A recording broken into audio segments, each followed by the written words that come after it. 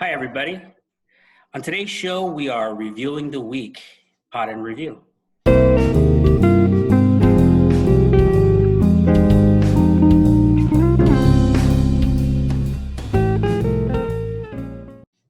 So it was a pretty good week. What did you think about this past week, Jake?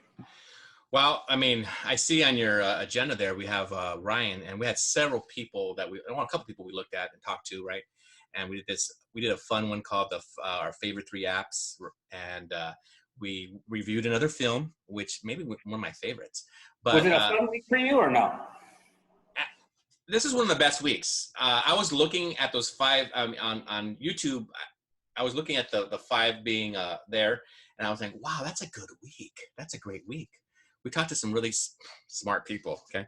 Especially that Marty boy. I want to meet him. You know, I was talking to somebody last week when Paul Richardson was on, and a colleague of mine, and she said, I want to meet Paul. He just seems so interesting.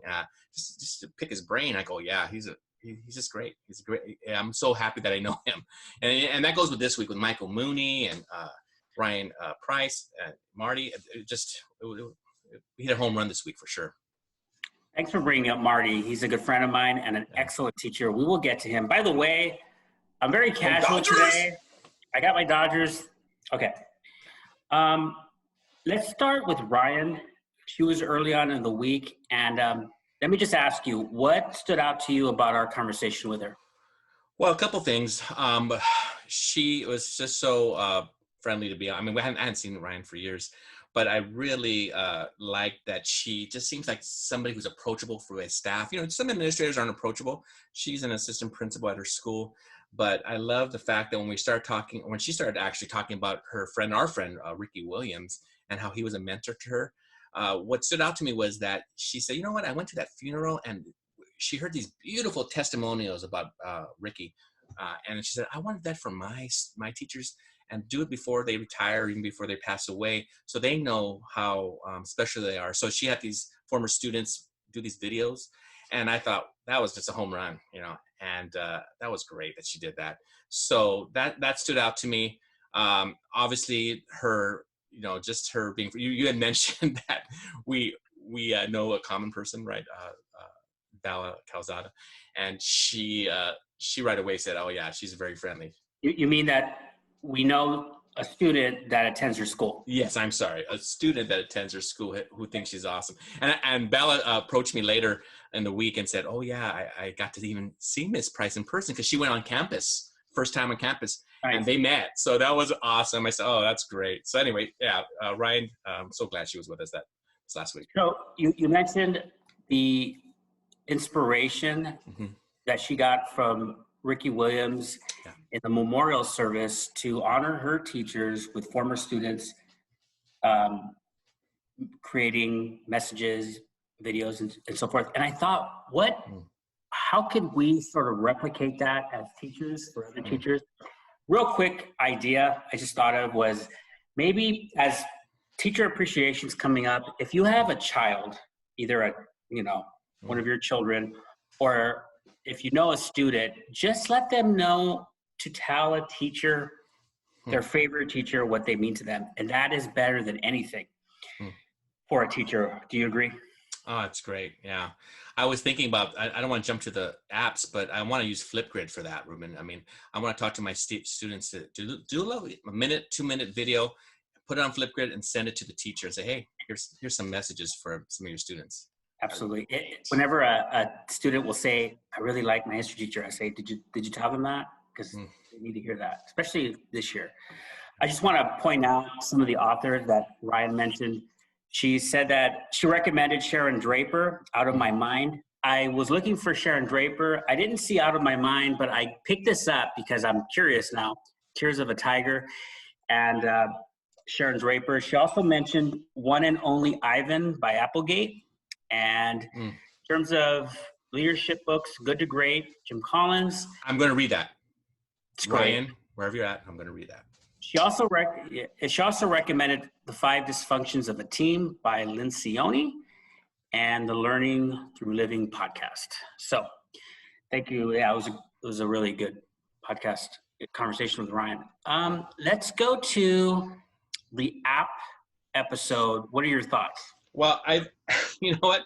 After we did it, we did it a little differently. I showed my face. Now I kind of regret doing that because you did it, I think, a smarter way. You didn't have your face there where everybody could see. And I'm a little pudgy. I'm not sure if you caught that. But that being said, without the vein piece, I thought the apps that we had were awesome. And then what was more interesting was going on to our Facebook group, the Pod and Deliver Facebook group. And if you want to go on that, that'd be great if you guys went on that. But looking at all the people who shared their favorite apps or the apps that they would use and having that dialogue between people, that was fun. So yeah, that was a great episode too. I'll just say this about the app episode. We should probably do a part 2 because there were some apps that I use frequently that I want to talk about. I know you do too, but do you get the feeling that, like I do, maybe it's just me, I don't know, but earlier on in the year, I was really introducing apps every week. So one week it's Nearpod, the next week it's Pear Deck, the next week it's Flipgrid. And I was getting them through this. And then about a month in, I was thinking to myself, I don't know if this is as if this is as important to get them through the apps as getting them through the content. Yeah. And I realized, you know what? I'm just going to use a few apps that will push through the content. And I have the apps that I use more often, and I started putting away certain apps. I won't mention those. I won't mention the ones that I stopped because they might be well loved by some people, but I started using maybe 4 or 5 apps quite often. Wow. And so did you have that same experience or? Yeah, you know what? It's funny you share that because I was thinking this year, I get a little overwhelmed when and I know a lot of my colleagues as well. And so throughout this year, as I'm getting these apps being presented to me, I'm thinking to myself, how can I use them all? And then I realized, hey, you know what? Let me make sure I at least use 2 or 3 of these. And I've actually been pretty fortunate. I've been able to use 4 or 5, but 2 or 3 like consistently. And every time I do my lessons for the week, I usually do them on the weekend for the following week. What I do is try to figure out how am I going to bring in one of those strategies to help me, one of those apps to help me present my lesson. And sure enough, it's always a home run because it's, these are apps the kids have told me I like this better than this other app, this other strategy you use. And I go, okay, I won't use that one anymore. And also I have a student teacher this semester, and he has worked with me with him as well. And he's actually introduced a couple to me as well. And I'm like, wow, definitely. Maybe if we have a part 2, I could share his because those are fun as well. Okay, so moving on to our movie review, Little Stars on Earth. Any thoughts about that one?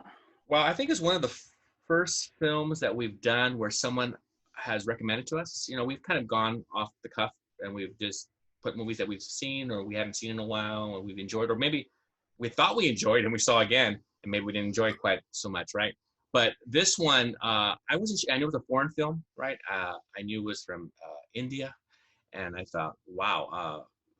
And then I saw it was 2 hours and 45 minutes. I'm like, this is going to be a long movie. But as I watched it, it was great. You know what? One thing I want to share about the film is that, even the title, right? Little Stars on Earth. It's so true that, for me at least, I have like 40-some students in my class. And sometimes I really worry that I'm going to miss out on a couple of the kids that really need help, right? With having class sizes that big. And this film with this young boy who had dyslexia, and you know what? He went through the system. And I know India is different than the United States, and we have a lot more resources. We have a lot more things going on that other countries don't have. However, students still slip through, right? And where I was just telling myself as I'm watching the film, I just gotta pay attention to all the kids, and especially this year, we have a lot of kids who are. How do you do that? Yeah, you know what? I think with having 42, you know what I thought of, Ruben? I'm glad you asked that question. I was going through the list the other day and said, you know what? I have 42, and let's say in my period 2 class. Who have I? Let me look at the grades. That's the first thing I'll do. Okay, these people are not doing so well. Let me look at their work. Okay. And then what I've been doing this semester is not only have I sent emails, but I've also sent phone calls, right? And even online, the other day I almost cried, Ruben. I didn't share this with you. I had a student who has not turned in one piece of work this semester. Last semester, she was bubbly on the Zoom, and she was doing her work, and then all of a sudden, nothing. And I've been sending messages home. I've been asking her on Zoom, hey, I won't say her name, but I'll make up a name. Hey, Linda, you know what? Hey, how are you doing? And even after class, I have students stay afterwards to see if they have any questions. So you go and you check the assignments to see who hasn't turned it in. Right. Who's not doing well. Like this one person. Contact them. How are you doing? Right. How are you doing? Now, in this case, this one young lady, she was not communicating. She was not answering phone calls. She was not. And so finally this week, I was doing a social emotional piece about music, and I brought her some music that she liked, and she goes, "Oh, that song has helped me with my depression." I go, "I haven't heard this girl's voice," and so awesome. so that was great. So I was able to bring in music, but yeah, Ruben, I mean, I think the big piece like you shared, that's what I do. I see because those grades. If all of a sudden someone's getting was getting an A and now is getting an F, and not turning in anything, you have to make a phone call, send an email. Yeah, good strategy. Thank you for sharing. I want to say something about the movie reviews in general. Sure. So I know some people might look at this as saying, this is just movies. How could you get something real from this? This is Hollywood. But you really would be surprised as a teacher. I think teachers can relate because you will see strategies in movies and real stuff. So the movie that we're going to review later on in the week, there's some strategies that the teacher does. And there's some authentic moments that I relate to, that I have been in. So I just want to say that. I won't say what we thought of the movie. Can I ask you something, though, that popped in my mind? Because people ask, I know Paul brought this up about our interaction with movies. Sure. Let me ask you something, because I don't know the answer to this. Has there ever been a movie that I liked that you didn't like? Because I know there's been movies that you and I both like. There's been movies that you like. This is a big one that comes up. We disagree. You like that I don't like. But has there ever been a movie that I've liked that you haven't liked? Never. Never? I mean, never during the podcast. In life? I know the podcast. I'm saying ever. Oh no, ever. I'm sure there are. Sure. You can't think of one because I can't think of one either. Oh, that. That's what I'm asking. I liked. Can you think of one? Oh, that you liked that I didn't like, correct? Right. Keep thinking, because I don't think you're going to think of one, which is interesting. I just something that just a thought experiment I was doing. Okay. If you think of one, let me know. Now you made me. I'm thinking, but I'll get back to you. So let's go to Marty. Marty is somebody I've known for about 5 years, and well, let me ask you what you think. Yeah, I mean, Marty. At first I didn't know, was he just a special ed teacher? But then he started talking. He's a physics teacher, correct? So he's not only working with special needs, but he's also working with that population, the kids who are wanting to go forward in physics.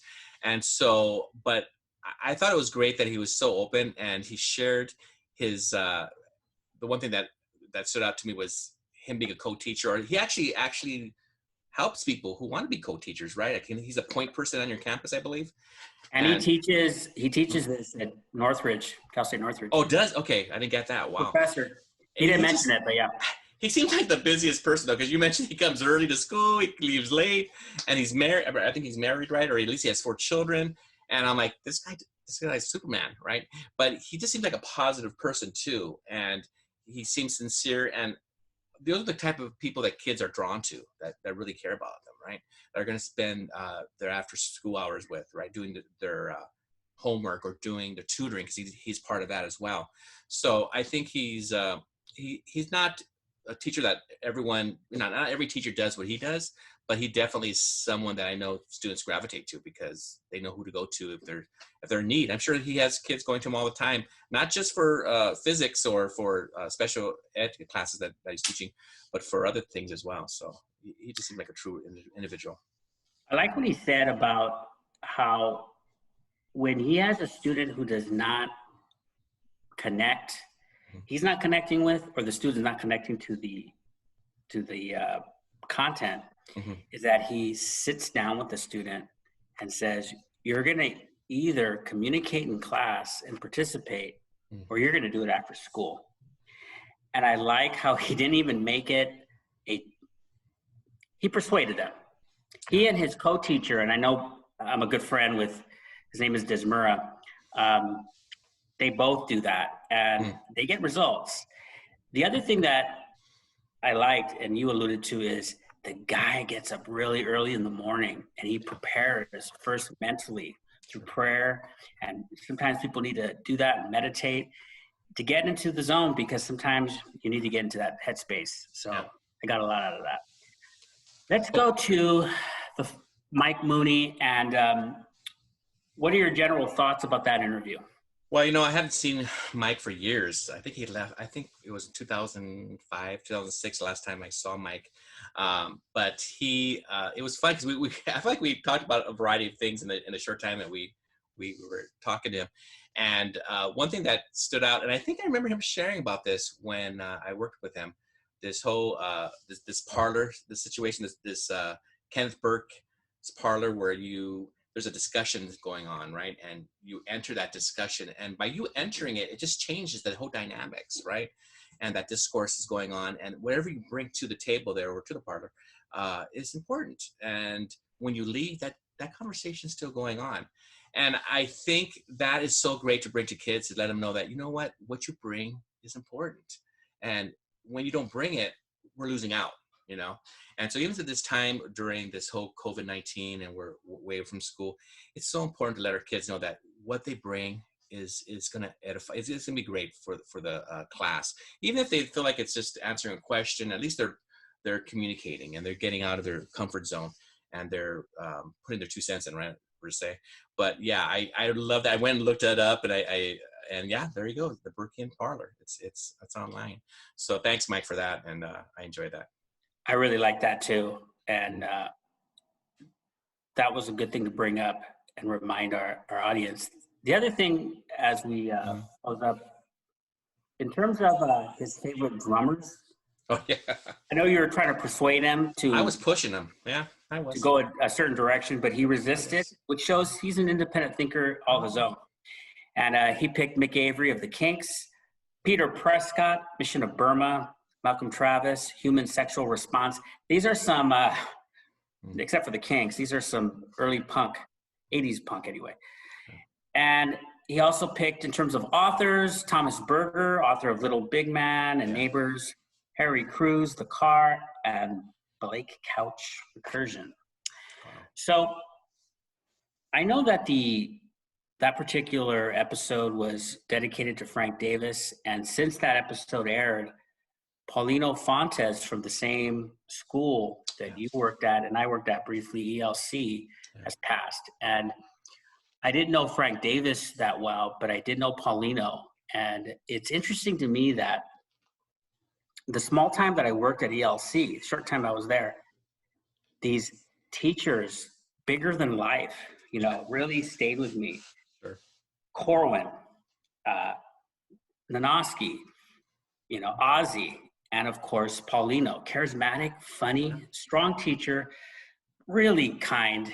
And I'll remember him in that way. What are your thoughts? Paulino and I worked closely for, I got there in 96 and I left in 2010. So, and then we worked in an academy together, like 8 or 9 of us teachers, and we put things together. You know, Paulino and I were, I'm gonna be honest with you, we're like opposites. We did Myers-Briggs. If you've never done that personality test, you know, he was, I guess, my yin to my yang, or I don't know how that goes, but you know what I'm saying? We're different. And so that being said, though, we still were on the same side. You know what I'm saying? We were there to help the kids. We were sure to work together. And so while he was ill, I tried to connect with him a couple of times, and he was always gracious. And I would share with him how I was thinking about him and even praying for him. And he allowed me to, he said, yeah, pray for me, brother. And so he was, it was tough this weekend. Well, actually Friday, I came across a photograph of him and me and another student, as actually a student and I taking a picture together, and he was on my shoulder, like right shoulder, and he was looking, you know, and I feel like that's Paulino, you know, always there with, you know, looking to see what's Jacob up to, you know, and but it was great to see his face, and I got emotional. I started crying because I miss him, and I know a lot of the students miss him as well. He just brought so much to the class, as in his life, just his life lessons and things he learned.